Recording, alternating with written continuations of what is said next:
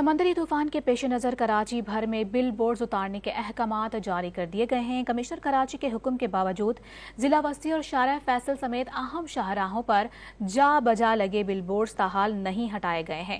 مزید تفصیلات بھی اپنے ناظرین کو بتاتے چلیں کہ بل بورڈز ہٹانے کے واضح طور پر احکامات دیے گئے تھے، تاہم بل بورڈز ہٹانے کا کام مکمل طور پر نہیں ہو سکا ہے۔ سمندری طوفان کے پیش نظر کراچی بھر میں بل بورڈز اتارنے کے احکامات جاری کیے گئے ہیں۔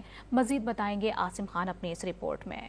ضلع انتظامیہ کو ریونیو عزیز ممکنہ طوفانی اثرات کے پیش نظر کمشنر کراچی کی جانب سے بل بورڈز اور ہورڈنگز ہٹانے کے احکامات پر عمل درآمد کرنے کے لیے شاید کسی بڑے حادثے کا انتظار ہے۔ ضلع وسطی میں شارع پاکستان پر تمام اونچی نیچی عمارتوں پر سڑکوں کے کنارے دیو خامد ایڈورٹائزنگ بل بورڈز عوام کے دل دہلا رہے ہیں۔ بہت نقصان دہ نقصان کرتے ہیں یہ چیز، جو ہے ہر گاڑی کے لیے، کار کے لیے، انسان کے لیے، سب کے لیے نقصان دہ ہے۔